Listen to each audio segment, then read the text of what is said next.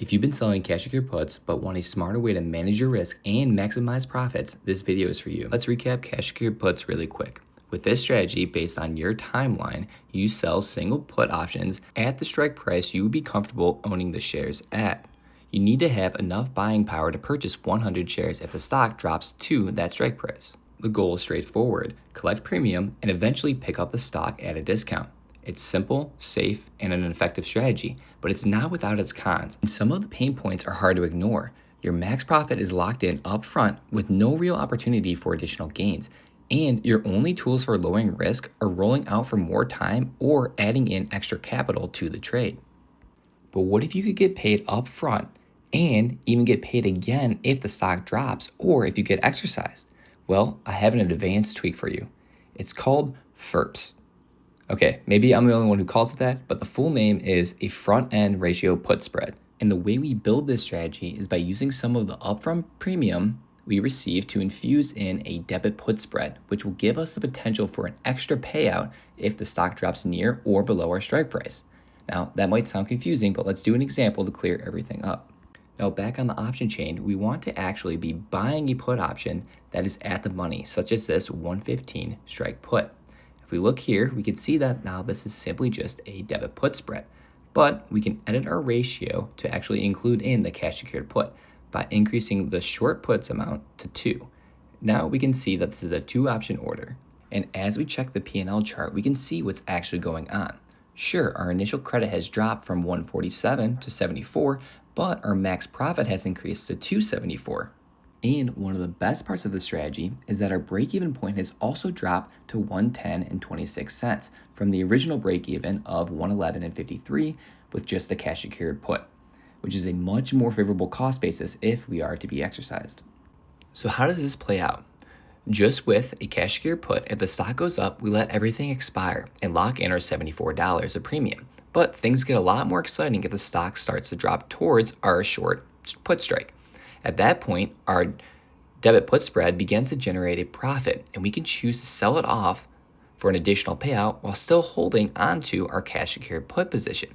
And if the stock drops below our short strike, that's where this strategy really shines. We sell the debit put spread for its maximum profit, and we let the cash secured put get exercised, allowing us to buy shares at the agreed upon strike price. This layered approach means that we're not just waiting for the stock to go up, we're also setting ourselves up for a profit even when it goes down or gets exercised. I know this might seem like a lot, but take a breather because I'll be going into the management of this shortly. But in the meantime, hit that like button and drop a comment on a stock you would like to try the strategy on. And remember, it's completely free to subscribe, and it means a lot to me. Now let's talk about management, as there's a lot going on with this strategy. I am actively running this on SoFi, and the stock has dropped quite a bit last week. So let's see what I've done and what I can do moving forward.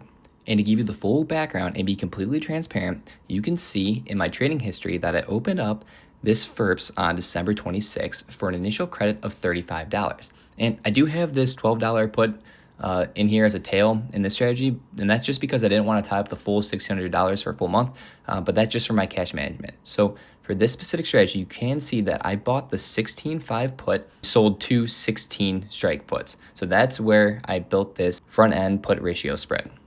And if we look at the current stock price for SoFi by viewing the chart, we can see that it's dropped all the way to $14, making my short puts almost $2 in the money. So what did I do? I decided to sell the debit put spread early to lock in that profit as I wait a little bit longer in hopes that the stock recovers. And if I back out of here, we can see that I sold this debit put spread for $45, and that's pretty neat. I sold to open the FERPS, but I also sold to close the debit put spread. So now I've already gotten paid twice on this option strategy. And if you're planning on commenting why I sold the debit put spread early when it's fully in the money, well, I wanted to lock in that profit. And with the nature of put spreads, or just spreads in general, it's very difficult to get the max profit without exercising the spread.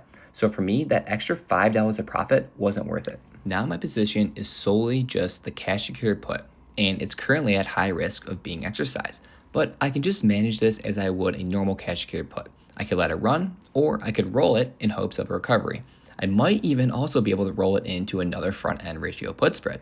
But If I do let it get exercised, we can actually calculate what my cost basis would be because Robinhood is just going to say it's $16, which is just the strike price of the short put. So bear with me as we do a little bit of math here. So starting with the $16 strike, we sold to open the FERPS for $35 and also sold to close the debit put spread for $45. So that would update our true cost basis, less the fees, to $15.2, which is lower than if we were to just sell the cash secured put outright. And that's because the front end ratio put spread provided 17% more profit based on how this position was closed and managed. So that's the front end ratio put spread strategy. Truly a great way to use the cash secured puts you know and love, but squeeze out more profit on the downside, ultimately lowering risk. Happy trading.